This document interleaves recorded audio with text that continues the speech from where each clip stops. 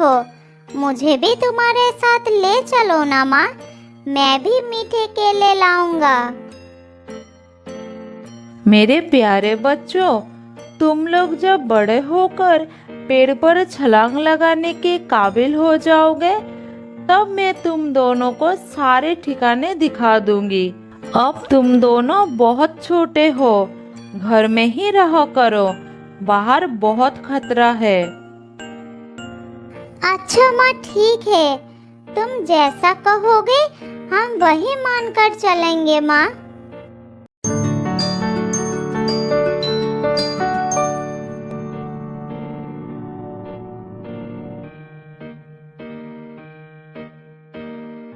बहुत दिनों पहले की बात है।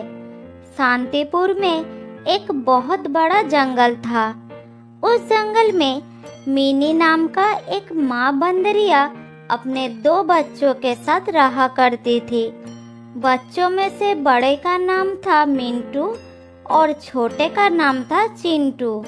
मिनी अपने बच्चों को बहुत प्यार करती थी और बड़े ही लाड प्यार से उनका पालन पोषण करती थी। वो उन्हें अच्छे अच्छे भोजन भी लाकर दिया करती थी।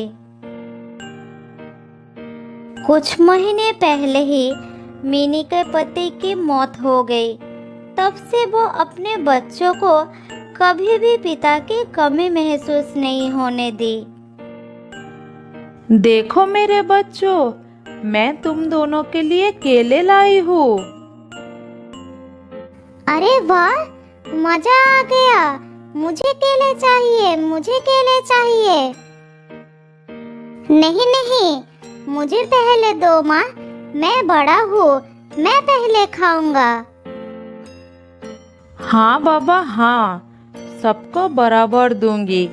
शांति से बैठो जरा, मैं ये केले तुम दोनों के लिए ही तो लाई हूँ। पहले तुम दोनों को खिलाऊंगी, उसके बाद जो बचेगा मैं खाऊंगी। मेरे प्यारे बच्चों, आओ मेरे पास आओ। फिर दोनों बच्चों खाना शुरू करते हैं। खाने के बाद मिंटू अपने माँ से कहता है, माँ, इतने मीठे केले तुम कहाँ से? मैं तो बिल्कुल बाहर नहीं जाऊंगा माँ, बाहर बहुत खतरा है। तुम मुझे खाना लेकर दोगे और मैं बैठे बैठे खाऊंगा। लेकिन मेरे बच्चे, मैं तो हमेशा जीवित नहीं रहूंगी। मेरी भी तो उम्र हो रही है।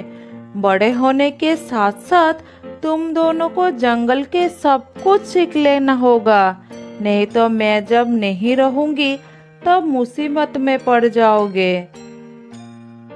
नहीं माँ, तुम्हें कुछ नहीं होगा।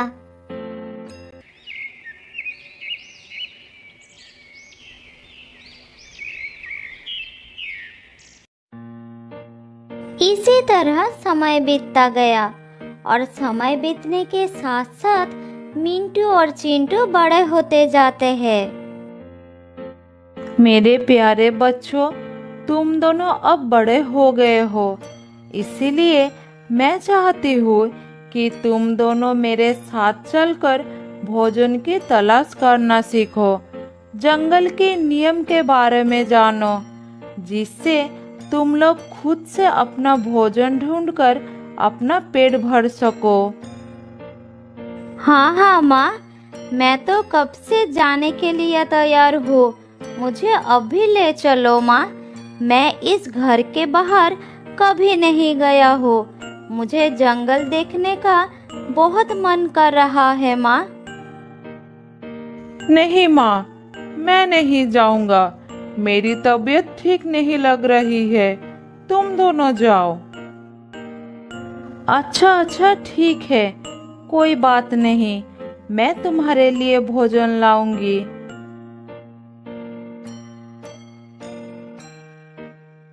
फिर माँ बेटे भोजन लाने के लिए जंगल के तरफ चले जाते हैं और चिंटू घर। बिल्कुल ठीक है, लेकिन हमें अपना जीवन जीने के लिए अपने पैरों पर खड़ा होना बहुत जरूरी है।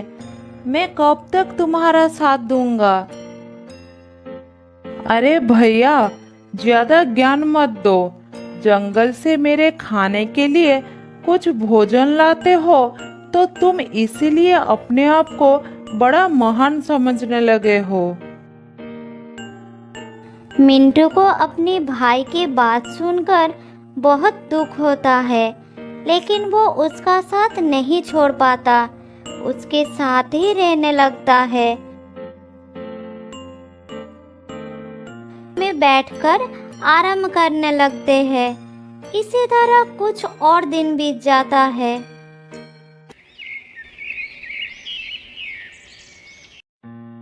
चिंटू को इसी तरह बिना हाथ पैर चलाए भोजन मिलने लगा, जिससे वो और भी आलसी हो गया। बाद में जब उसकी माँ उसे जंगल में जाने के लिए कहती थी तो वो कुछ न कुछ बहाना बना देता था। बेटा चिंटू, क्या आज तुम मेरे साथ चलोगे? ऐसे बैठे रहने से कुछ नहीं होगा। तुम्हें भी तो खाना ढूंढना सीखना होगा। नहीं माँ, मेरे पैरों में बहुत दर्द हो रहा है और फिर जंगल से भोजन लेकर आना, इसमें कौन सी बड़ी बात है। तुम मुझे फालतू में परेशान कर रही हो। अच्छा ठीक है, तुम आराम करो, मैं खाना लेकर आती हूँ। मिनी को ये बात समझ में आ जाती है कि चिंटू की आदत बिगड़ गई है, वो आलसी हो गया है। अगर वो अभी भी नहीं सुधरा तो उसे एक दिन बहुत बुरे वक्त का सामना करना पड़ सकता है। इसी तरह मिनी उसके भविष्य को लेकर चिंतित हो जाती है, लेकिन चिंटू को लगता था कि उसकी माँ उसे अपने साथ ले जाकर बस परेशान करना चाहती है। खाना ढूंढना तो वो सीख ही लेगा, लेकिन अभी नहीं। इसी बीच एक दिन मिनी की मौत हो जाती है। दोनों भाई माँ के पास खड़ा होकर बहुत रोने लगते हैं।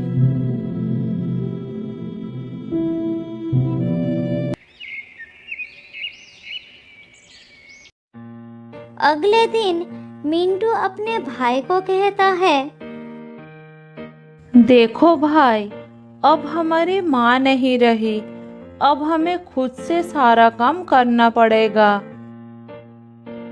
अरे तुम तो मेरे भाई हो ना, तुम्हारे रहते मुझे किस बात की चिंता है।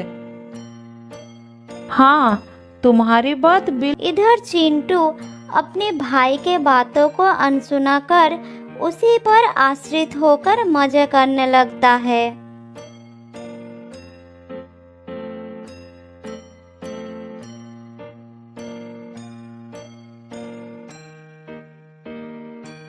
अरे चिंटू, कहाँ हो? ये देखो, आज मैं तुम्हारे लिए आम लेकर आया हूँ, जल्दी आओ, आम बहुत ही स्वादिष्ट है।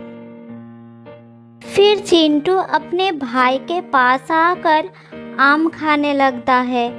इसी तरह दिन बीतता गया।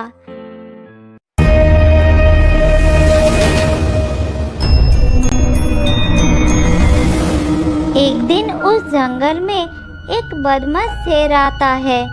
जो भी प्राणी उसके सामने आता है उसे वह शिकार कर लेता है।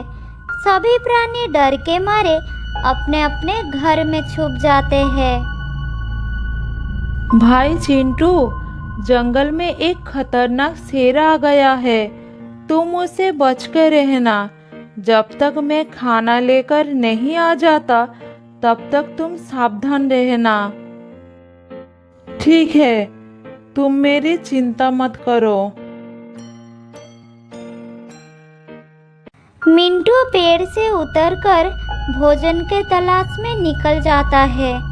तभी वो शेर उसका पीछा करता है। मिंटू शेर को देखकर दौड़ने लगता है। फिर किसी तरह एक पेड़ पर चढ़ जाता है और अपना प्राण बचा लेता है।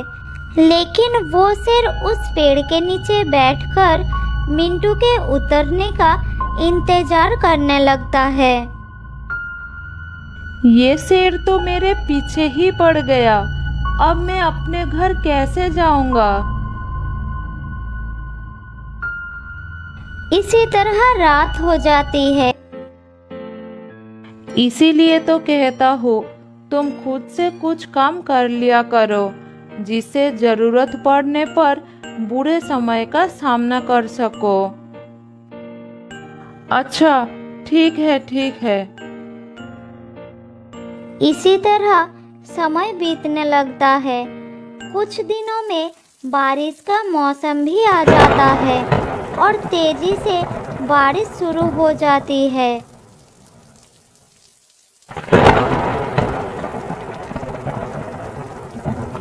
भैया, बहुत भूख लगी है, कुछ खाना ला कर दो ना, रहा नहीं जा रहा है।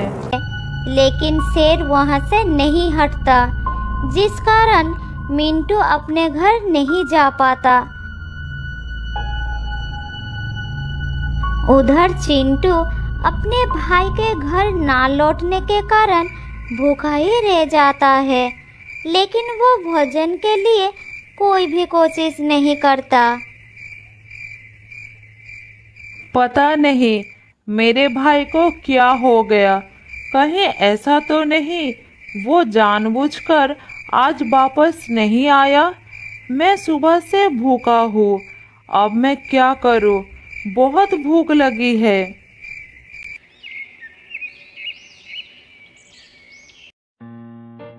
चिंटू पूरी रात ही भूखा रहता है। अगली सुबह मिंटू घर वापस आता है और अपने भाई को खाना देता है। भैया, तुम्हारी वजह से मुझे पूरी रात भूखा ही रहना पड़ा। तुम तो भूखे रहे, मेरी तो जान ही खतरे में थी। अच्छा, ऐसा क्या हुआ तुम्हारे साथ? मिंटू अपने भाई को सारी बात बताता है। फिर उसे कहता है, मैं क्या कर सकता हूँ, बारिश थमने की नाम ही नहीं ले रही। क्या हम बारिश में खाना लाने के लिए जा नहीं सकते हैं? माँ ने कहा था आंधी तूफान या तेज बारिश होने लगे तो घर से बाहर नहीं निकलना, जान को खतरा हो सकता है।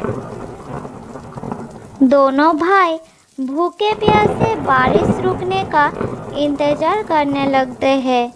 दिन ढलकर रात हो जाती है, लेकिन बारिश लगातार होती रहती है। सुबह होने पर वो देखते हैं कि जंगल में बाढ़ आ गया है और ऊपर से बारिश भी नहीं रुकी थी। हे भगवान, पूरा जंगल बारिश के पानी में डूब गया है। अब क्या करूं?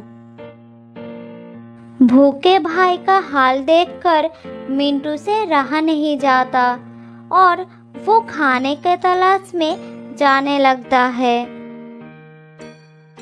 तुम अपना ख्याल रखना, मैं खाने की तलाश में जा रहा हूँ। मैं भी तुम्हारे साथ चलूंगा भाई। नहीं, अभी नहीं, बाहर बहुत खतरा है, बारिश भी हो रही है। मैं जल्दी कुछ खाना लेकर आ जाऊंगा। मिंटू खाना लेने के लिए चला जाता है और चिंटू घर पर भैया के लौटने का इंतजार करता है। बहुत समय बाद भी मिंटू वापस नहीं लौटता।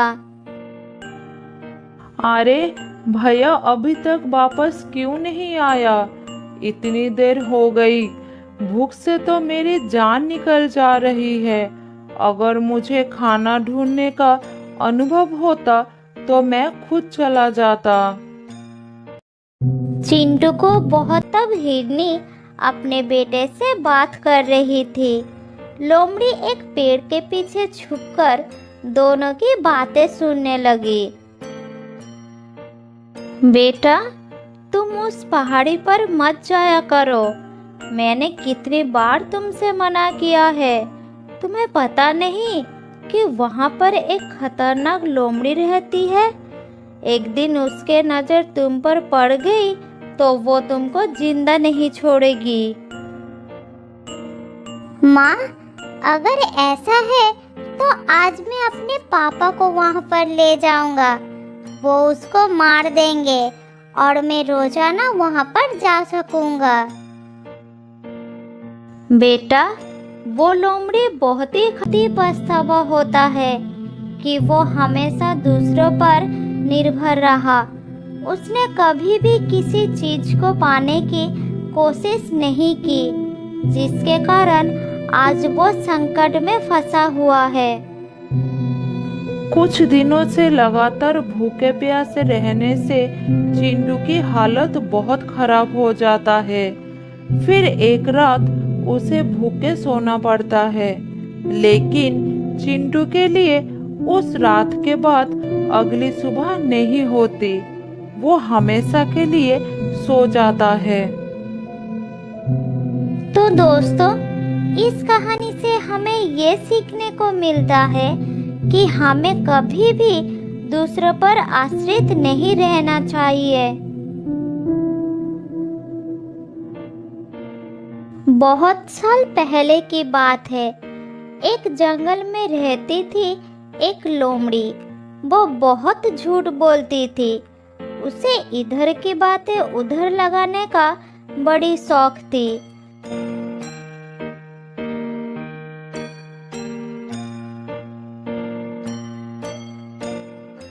एक दिन लोमड़ी घूमते घूमते एक हिरनी के घर के सामने आ गई।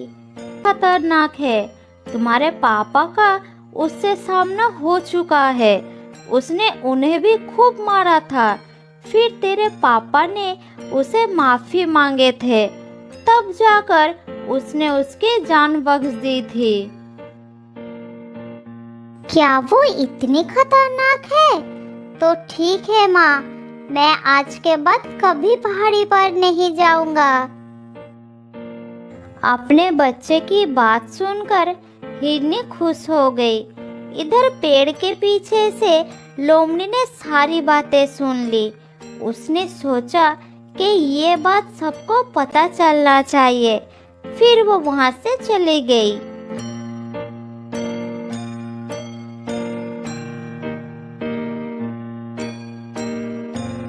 वापस जाकर वो एक एक करके सारे जानवरों को ये बात बता दी कि हिरनी का पति एक लोमड़ी से पीट कर आया है।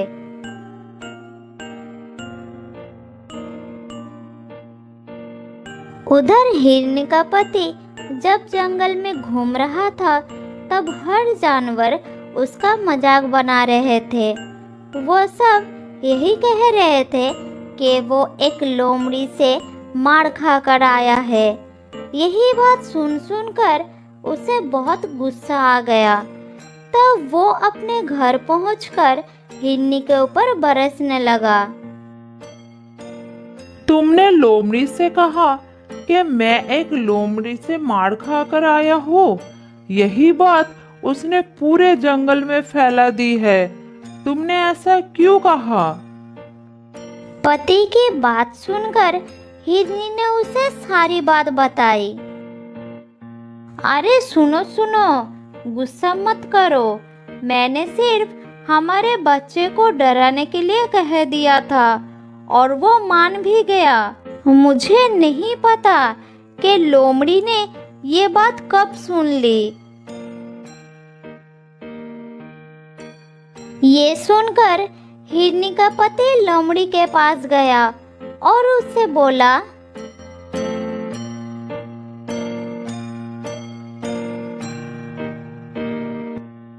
मेरी बीवी ने ये बात केवल मेरे बच्चे को डराने के लिए कही थी और तुमने इस झूठ को पूरे जंगल में फैला दिया। तुमने ऐसा क्यों किया? अब जाओ और जाकर। फिर वो थका हारा हिरनी के पति के पास पहुंची। तब उसने उसे माफ कर दिया और लोमड़ी अपना घर लौट गई।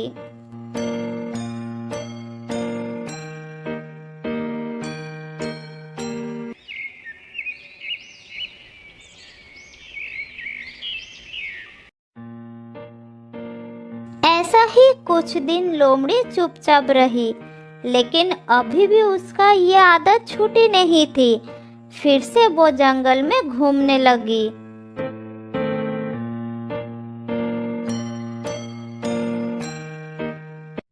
एक दिन शेर महाराज गुफा के सामने सबको सच्चाई बताओ कि मैं किसी लोमड़ी से मार खाकर नहीं आया हूँ। उसका गुस्सा देखकर लोमड़ी डर गई। उसने फिर सबके पास जाकर ये बात फैला दी कि ये सिर्फ एक झूठ था। आराम कर रहा था, तभी उसके पास दूसरे जंगल का एक शेर राजा आया। दोनों शेर को एक साथ देखकर लोमड़ी उसकी बात छिपकर सुनने लगी। अरे तुम मेरे जंगल में कैसे? मैं तुम्हारी तरफ दोस्ती का हाथ बढ़ाने के लिए आया हूँ। दोस्ती का हाथ मेरी तरफ? क्या कहना चाहते हो तुम? शेर खान, तुम्हारा जंगल कितना बड़ा है और मेरा जंगल कितना छोटा। मुझे पता है कि तुमको इस जंगल को संभालने में कितना तकलीफ होता होगा। ऐसा कुछ नहीं है, मैं मेरे जंगल को अच्छे से संभाल रहा हूँ। किसी को मुझसे कोई तकलीफ नहीं है। शेर खान, मैं तो तुम्हारी भले के लिए ही कह रहा था। तुम मेरे और अपने जंगल को एक कर लो, फिर हम दोनों मिलकर इस जंगल में राज करेंगे। ये बात कहकर वो मन ही मन सोचने लगा। बस एक बार ये हाँ कर दे, फिर इसके जानवरों के साथ मिलकर इसी को मरवा दूंगा। तब दोनों जंगल पर मेरा ही राज होगा। मुझे ये मंजूर नहीं है, तुम जा सकते हो। तुम बूढ़े हो चुके हो शेर खान। अगर कोई मुसीबत आ गई तो तुम कैसे इस जंगल को बचाओगे? ये सुनकर शेर खान को गुस्सा आ गया। लगता की जरूरत पड़ेगी। तो क्या हुआ, तुम्हारा भाई आएगा, वो भी बिना वजह मेरे जंगल के जानवरों को मारेगा। इससे अच्छा मैं अपने भाई को ही बुला लेता हूँ। वो रोजाना 3 जानवर को शिकार करता है, यहाँ भी ऐसा करेगा। अब मैं तुमको मार देता हूँ। जब तक तुम्हारा भाई आएगा उससे पहले मेरा भाई यहाँ आ चुका होगा। अरे नहीं शेर खान, मैं तो बस ऐसे ही तुमको डराने के लिए कह रहा था। मेरा कोई भय है, तुझे दिखाना ही पड़ेगा कि मुझ में दम है कि नहीं। नहीं, रुक जाओ। अभी तो मैं जा रहा हूँ, लेकिन कुछ ही दिनों बाद मेरा भाई जंगल आ रहा है। वो तुमसे बहुत ज्यादा शक्तिशाली है। अगली बार मैं उसी के साथ आऊंगा। लगता है तुमको अपनी जान प्यारी नहीं है।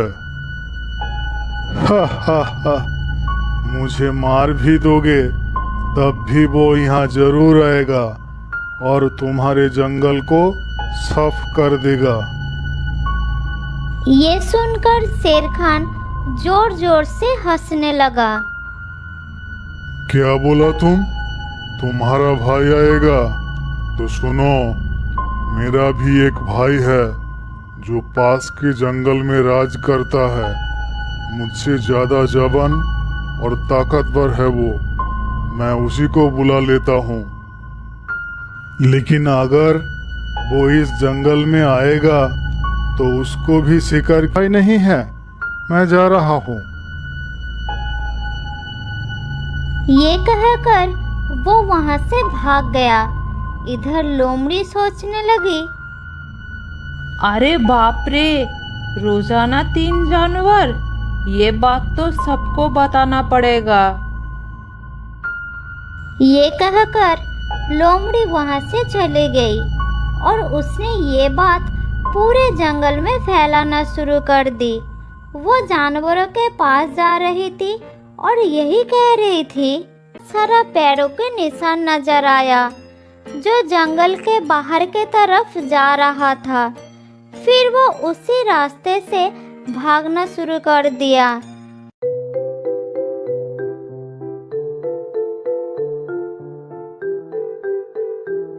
थोड़ी दूर जाने के बाद उसे सभी जानवर जंगल से बाहर जाते नजर आए। शेर खान सबके सामने जाकर खड़ा हो गए। क्या हो गया तुम सबको? कहाँ जा रहे हो जंगल को छोड़कर? थोड़ी देर तो कोई कुछ नहीं बोला। फिर हाथी ने हिम्मत करके शेर खान अपने भाई को इस जंगल में बुलाने वाला है। अब ये दोनों भाई मिलकर रोजाना 3 जानवरों का शिकार करेंगे और कुछ ही महीनों में जंगल खत्म हो जाएगा।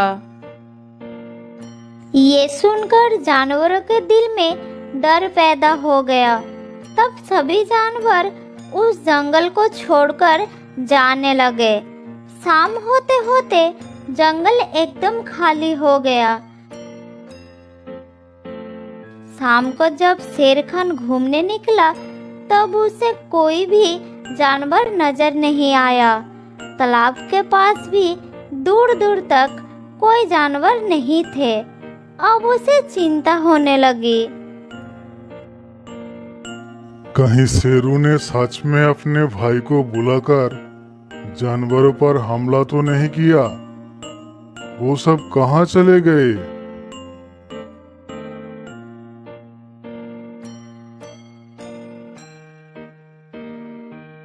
थोड़ी दूर जाने के बाद शेर खान को बहुत कहा, वहाँ रुककर मौत का इंतजार करने से अच्छा है कि हम यहाँ से चले जाए। मौत का इंतजार? तुम लोग क्या कहना चाहते हो?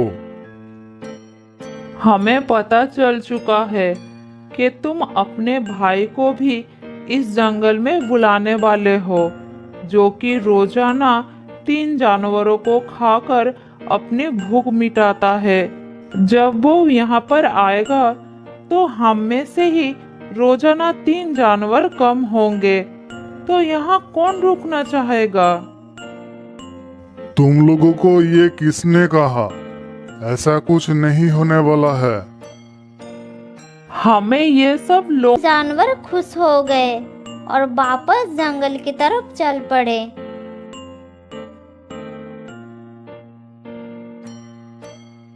सुनो लोमड़ी, आने वाले खतरों से होशियार रहना अच्छी बात है, लेकिन पहले पता कर लेना चाहिए कि खबर सही भी है या नहीं। बिना पता किए किसी भी बात को फैलाना अफवाह होती है और अफवाह फैलाने से हमेशा नुकसान ही होती है। ये सुनकर लोमड़ी ने बताई थी। ये सुनकर शेर खान को बहुत गुस्सा आया और वो गरज कर बोला, लोमड़ी, कहाँ हो तुम? मेरे सामने आओ। ये सुनकर लोमड़ी डर गई। वो जानवरों के पीछे छुपी हुई थी। फिर वो धीरे धीरे सामने आई। तुमने ये झूठ क्यों फैलाई? जल्द ही बताओ, इसके पीछे क्या कारण था? महाराज, मैंने आपको कहते हुए सुनी थी। आप शुरू से कह रहे थे कि आप अपने भाई को बुलाने वाले हैं और फिर रोजाना 3 जानवरों का शिकार किया करोगे। मूर्ख, तुमने ये नहीं सुना शेरू क्या कह रहा था? वो अपनी भाई को बुलाकर इस जंगल पर हमला करने के लिए कह रहा था। इसीलिए उसको डराने के लिए मैंने ऐसा बोल दिया कि मेरा भी एक भाई है। असल में मेरा कोई भाई नहीं है और मैं कभी अपने जंगल को बर्बाद नहीं करूंगा। ये सुनकर सब